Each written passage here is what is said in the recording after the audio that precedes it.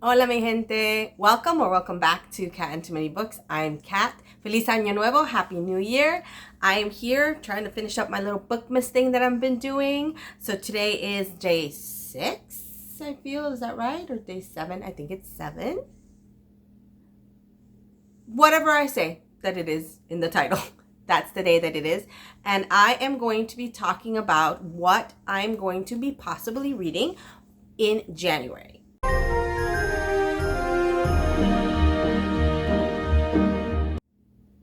So, I'm actually taking part in a couple of different challenges in January. I will be taking part in the epistolary challenge that's being run by a few booktubers, including Jen's Reading Life. And I am also going to take part in the January challenge, again, also run by Jen from Jen's Reading Life. I also have a couple of books from a couple of book clubs that I'm in, my Real Life Book Club and the Cozy Reader Book Club. So those are all going to be on my piles of possibilities for January. I will not be reading all of these books more than likely. I'm a big mood reader. If you're new here, I'm a big mood reader. But I'm hoping to get a good chunk of these read. Let's hope so. So let's start talking about the first challenge that I am going to be a part of, and that's the Epistolary January Challenge. So one of the things that we're reading together for this challenge is 84 Charing Cross Road by Helen Hanff, which is a beloved classic. Apparently, it was published in 1970s. It's an epistolary novel about letters that Helen wrote as a freelance writer in New York. She lived in New York. She wrote to a used book dealer in London, where they strike up like a decades-long friendship. So this is a cozy kind of read. It's nonfiction, which I'm happy about because I'm trying to read more nonfiction this year. Definitely a standalone. And again, I am reading this for Epistolary January. Along with that, the Epistolary January, that people that are running that are doing a group read this year. They're doing a group read, and the group read is Wired Love, A Romance of Dots and Dashes by Ella Cheever Thayer. I'm going to put that here for just a second because I am reading it on my Kobo, but I'm also going to go ahead and put it here. And so this story is actually published in 1879, so it's a much older classic. And it talks about how real romance can be conducted solely over wire by two telegraph operators. It sounds really kind of cute, sweet. It's a cozy romance, another standalone. So that's the group read for this. So those are the two sort of ones that we're supposed to do with the group. So I have both of those. So I want to go ahead and share the prompts that we have for Epistolary January. First prompt is love letters. So it's a book that has an epistolary romance in it. Prompt number 2 is lost mail, a classic or a book by an author no longer with us. Correspondence, which any book containing letters between people, fictional or not. Airmail, set in a foreign country. Journal, a book containing journal entries. Then telegram, an epistolary novel featuring any communication other than handwritten letters. And then the bonus prompt was subscription, an epistolary series. I don't think you have to read the series itself, but if you read a book from a series, then that counts for the bonus. I don't know that I'll be doing all of these, but these are all the different prompts, and that might help me pick and choose the books that I want to read. I do have the books here. I'll go through them with you.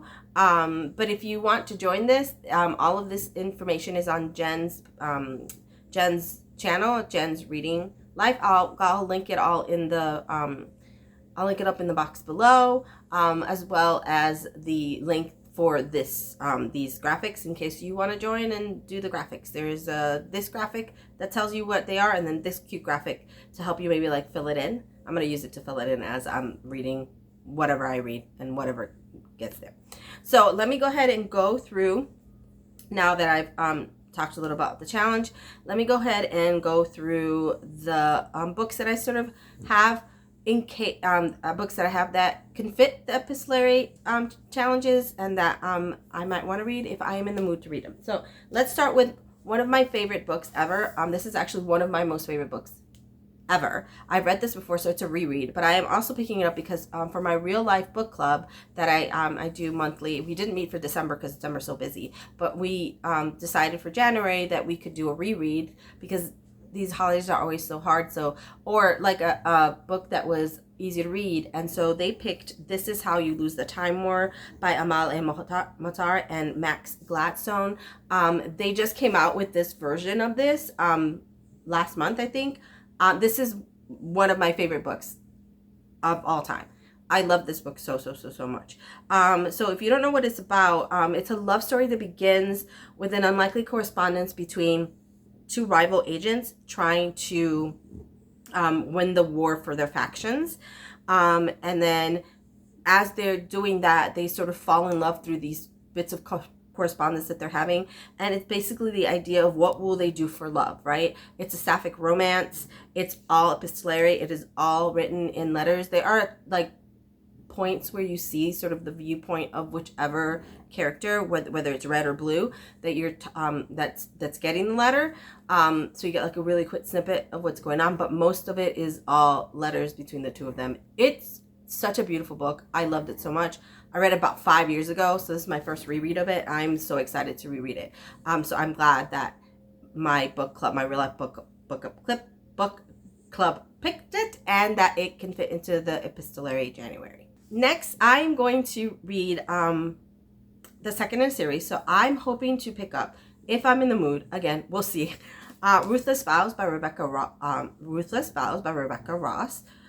This is the second in the Letters of Enchantment series. The first one was Divine Rivals, which I loved. It was one of my favorite books of last year. As you'll see when I put out my best of 2025, it is literally one of my favorite books of last year. So this is a continuation of Iris and Roman's story. Spoilers. So I'm about to actually give a little bit of spoilers. So if you don't want to know, I'm going to go ahead and put spoilers like right above here.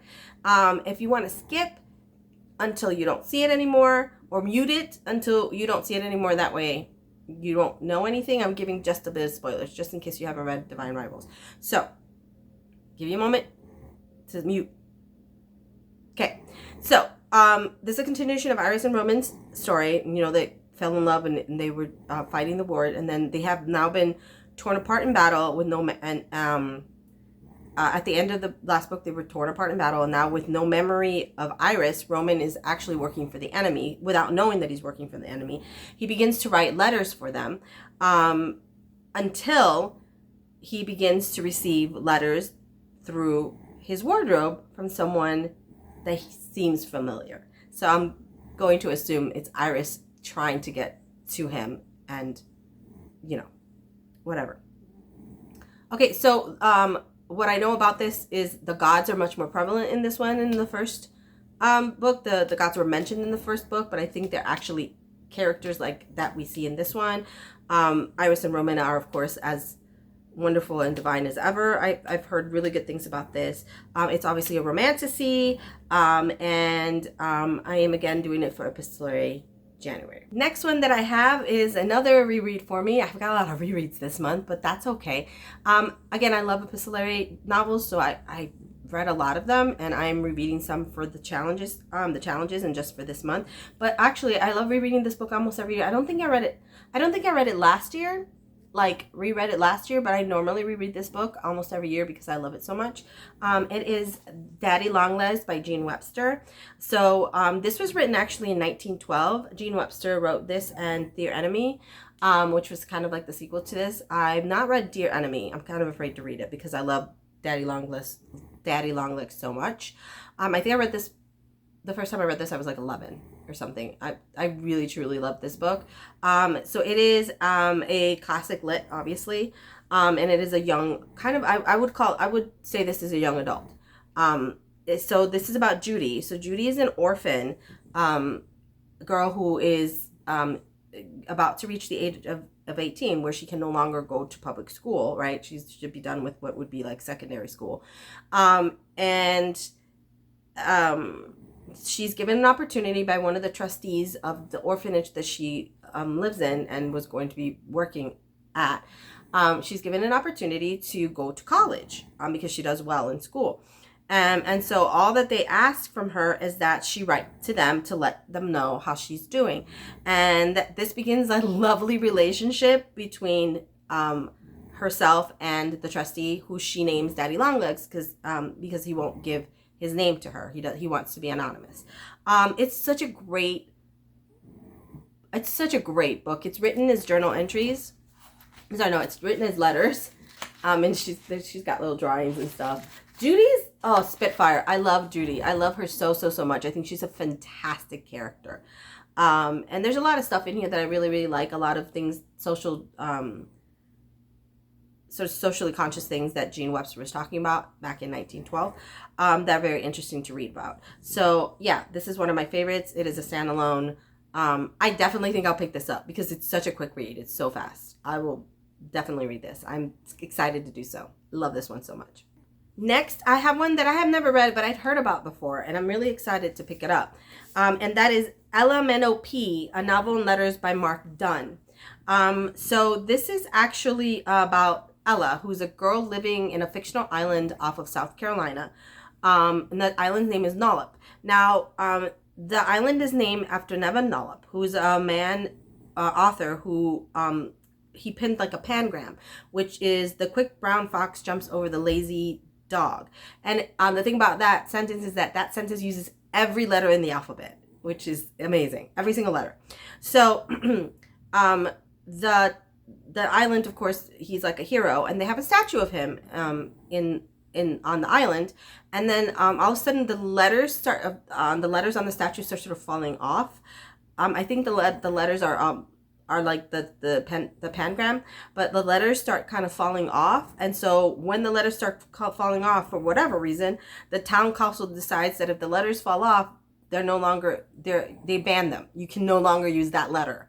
And so it's just them writing as they can no longer use letters. So as you notice, like the more they write, the less letters, like if the letter's gone, they have less and less letters. So you get to the end where there's like not very many whatsoever at all because they can't use any letters. And it's like, we'll talk a little bit about totalitarianism a little bit about here. And like the banning and all this kind of stuff. It's supposed to be really, really interesting and really fun. Kind of like wacky. And I feel like I'm going to really, really enjoy it. It is, I think, considered young adult. But if you have middle grader, they can also read this.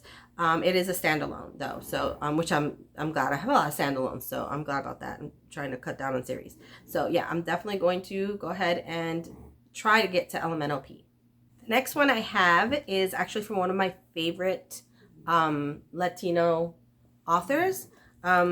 It's Violeta by Isabel Allende. It is translated by Frances Riddle.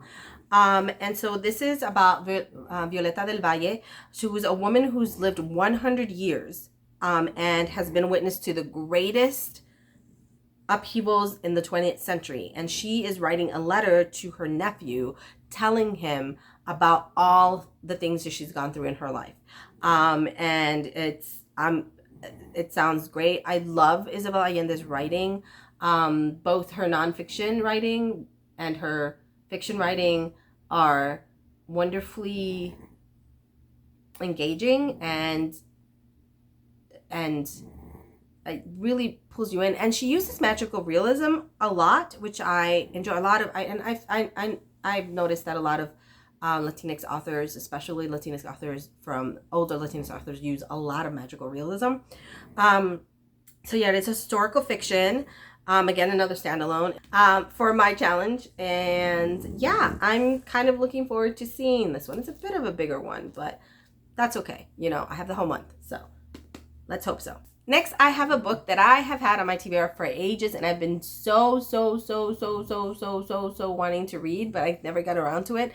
And maybe I didn't read it that much because I never get around to it. But it is actually The Appeal by Janice Hallett. One Murder, 15 Suspects. Can you uncover the truth? So it is about a theater company that has a death happen to one of the cast members or somebody that like that's in the theater company, and they attempt to figure out who the murderer is using various forms of communication, all written communication. So emails, notes of meetings, meeting notes, emails, messages, like messengers or whatever, notes and things like that. They try to figure out who did it. And you go along with them. So like as you're reading, you're trying to figure out who was where, what was going on, what's happening, and like who is the person that murdered the character. Most people I know that read this love it, and I am excited to get into it. It looks big, but it is again pretty much just like little emails and stuff. So it goes by quickly. A lot of times the epistolary novels go by so quickly, which is why I'm happy to be doing this for January. All right. On my list again, another one for Epistolary Challenge is Love and Saffron by King Fay. This is a historical fiction about a friendship that is formed between a woman in her 20s and a woman in her 50s. That's told through letters. The woman in her 20s sends a letter to the woman in her 50s, a fan letter, and they start having exchanges through letters and they show their appreciation for each other, and they talk about food, they talk about life. A lot of events happen during this time. It's set in the, I want to say 50s. It's set in the past, and a lot of stuff happens, and they kind of go through those things and bond, and yeah, it's all through letters. Next on my list is another one that would be a reread. This is one, I loved reading this book. This is one of my favorite movies ever. So it is one of the books that I loved to read. The experience of reading this book was amazing to me. And so I'm glad to reread it. It is The Color Purple by Alice Walker. If you don't know what The Color Purple is, it's a classic novel. It's a historical fiction. And it's a story of Celie, a young Black girl who is struggling or who's surviving an abusive relationship. She was extremely abused by her father, is abused by her husband, loses her sister who she loved dearly. And so this story is told through letters that Celie writes to God. When she's younger, she writes her letters begin as her writing to God and like telling God all of the things that are happening to her and what's going on in her life. And then as she gets older and time goes on and she and her sister are separated, she begins writing the letters to her sister, Nettie. And it is just powerful and sad and sometimes enraging and beautiful. And I truly love this book. And I have been wanting to reread it for a very, very long time. So I am hoping that I feel like picking this up during this time because it is a great, great book. Next on my list, I have a new one that I just picked up last year, and I think came out maybe last year, maybe the year before, but maybe 2024. But it's The Correspondent by Virginia Evans. So The Correspondent is a story about Sybil. Sorry, I was trying to remember the character's name. Sybil writes letters to her family and friends, and she's been doing this her whole life. She spends every single day, she'll sit down and write letters. It's something that she does. It's like a routine that she does. And then one day she receives a letter that throws her entire life off balance and causes her to have to reflect about all the things she's done and all the things that have happened. And it sort of forces her to look at the fact or the ability to forgive. And whether or not she'd be able to do that. And that's all I really know about it. It's a contemporary novel. It is, again, another standalone. And again, it is also told in letter forms. So I am excited to try to maybe dig into this one, see if I feel like it. And this cover is so cute. There's another cover that's like a letterbox, I think. That's really nice. But I actually really love the birds. They're beautiful.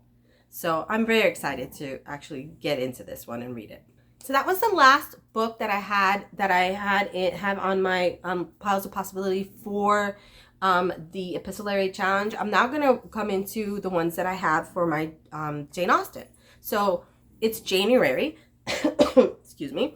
It's January, and so last year, Jen from Jen's Reading Life started. We read together Persuasion. Loved it. Excuse me. And this year we decided to. Hi, honey. Sorry. So are you just coming to say hello? Are you coming to say hello? You coming to say hello? No. Hi, baby. Okay, I'm almost done. Okay, promise. Okay. All right. So sorry. So we read oh my gosh, Persuasion, and we read a nonfiction Austen at Home. So very excited to do it again this year. And this year we are going to be reading, and this is one that I have not read in a very long time, but it is again, of course, also going to be a reread. We're going to read Sense and Sensibility by Jane Austen, which I just actually went to see this in the theaters. They put it out again for the 30th anniversary. And so I just saw it again in the theaters. So love it so much. I'm so excited to get into this one. If you don't know about this novel, in this novel we follow the lives and struggles of the Dashwood sisters, Marianne and Eleanor. And it's just how they cope with grief, how they cope with love, how they cope with life in general. It has some of my favorite Austen male leads in this one. It is a classic, of course. It is a standalone, and it is going to be the book that we are reading together for the January. If you want to join so we have a little group on Discord for Jen's Reading Life. She has a little Discord group that we're going to read it all together. This is like something we're reading through the whole month. Please go to Jen's channel. I have it again posted posted below, and you can join in if you want to and read this fantastic book. And of course, this is a couple years ago I had a friend who got me all of Jane Austen's work in these gorgeous covers. This is my favorite. These are my favorite covers. They're the Cranford collection covers. Love it so much. So I'm excited to read Sense and Sensibility again. So the group read that we're going to do, because we read a nonfiction to go along with the fiction from Jane Austen, we're going to be reading Jane Austen Selected Letters, the Dover thrift editions. I'm reading it again on my Kobo, but I'm gonna put it right here. And of course, this is just a selection of letters that Jane exchanged with family and friends over the years. It's nonfiction, and it's our group read. So I am super excited to actually kind of read her letters. And she's so witty, and I really I want to know so much more about her life, right? I know just a little bit. I know enough. I've been reading over the last few years a lot of nonfiction about her, and so yeah, I'm excited to get into that. Now, I've actually also picked up 2 more books that have to do with Jane Austen this for January. And so both are nonfiction. The first one is called Jane Austen's Bookshelf by Rebecca Romney. It's a rare book collector's quest to find the women writers who shaped a legend. So the basic idea is the Romney investigates the lives and works of the women writers that Jane Austen mentioned either in her books or in any of her writings, whether it's letters, books, any kind of different sort of correspondence or anything that she talked about. Romney goes into the writings of these women and how they influenced Austen. So I'm really excited to get into it and find out more about like Austen's contemporaries, because it would be about contemporary when we don't know enough about. I don't know a lot about the contemporary writers of this time. So I'm sort of excited to get into it and learn a little bit more and see if I've read any of them or if I want to read any of them. And just to get to know a little bit more about how Austen processed her writing and maybe what inspired her to write things, because, you know, she did such a fantastic job of it. And so I'm really looking forward to finding out more about the women that might have inspired her. And the last book I have for January is this really cute book I saw at the library. It's called Jane Was Here. Look how pretty this is. And so this is it's a very whimsical illustrated guide to Austen's England. And so basically in this book, it sort of takes us through, look at how pretty, this is so cute. I'm just gonna open it so you can see some of it. It just has such great illustrations, and it's not like a very hard read. It's definitely something that I can read through the month. Like, it's not something that I would sit down and read in one sitting, but I feel like it's something I would sit down and read for 30 minutes or 40 minutes or something to go through it. But basically what you have here is just a guide to the settings in her books, locations from the movies that have been made, so like the locations where the movies have been shot, and then and also her homes and other locations that were important to her are talked about here. I think they also go a little bit into like the fashion of the time, the food of the time, sort of the I want to say rituals, I guess the rituals of the time. And sort of you get to know a little bit more about like the life that she, like, you know, how she lived. So yeah, this looks super, super cute. I don't think it's gonna be a very hard read, and I'm excited to get through it. And I hope I actually pick this one up. I think I will. I definitely think I will actually get to this one. That was all I had for my January reads, which that's a lot. But I have 3 more reads that I'm going to do. So let me talk about the 2 books that I chose for the buzzword challenges. For the buzzword covered, which was body parts on the inside. So inside body parts is the, I'll put the little thing here. Inside body parts is what the cover is for. And so I decided to pick up Bloom by Delilah S. Dawson. So this is about, well, it starts off like a sweet sapphic romance, but with a deadly dark sort of turn. 2 women meet at a farmer's market. I think Rosemary and Ash. And Rosemary becomes obsessed with Ash, like wanting to be with her and wanting to be her, kind of obsessed. And then as she gets to know her, she discovers that Ash has some dark appetites. The cover, if you can see, is, look at that. This is a library copy, so you can get a lot of reflection. But this is so amazing. Look at that. That's so gruesome. So it's a horror. It's a horror romance, basically. Sapphic romance, so representation, amazing. I love it. Standalone, and again, it is for the buzzword cover for January, which is body part inside. Next one I have, and I actually am picking up from the library tomorrow, so that I can have it, and it's going to be Dinosaurs Before Dark by Mary Pope Osborne. It's Jack and I think this is for the buzzword challenge. So I picked Dinosaurs Before Dark, Mary Pope Osborne, Jack and Anne. So this is a series. It's a middle grade series. It's the Magic Treehouse series. And so it's about Jack and Anne, who are siblings, and they lead normal lives until they come across a treehouse with the power to send them anywhere in time. And so they end up going to a lot of different adventures to the different places and different times. This is actually the first novel in the series, and they are whisked to prehistoric times, and they have to figure out how to get home. So again, it's fantasy, middle grade. It's super cute. It'll be super quick because it's super short.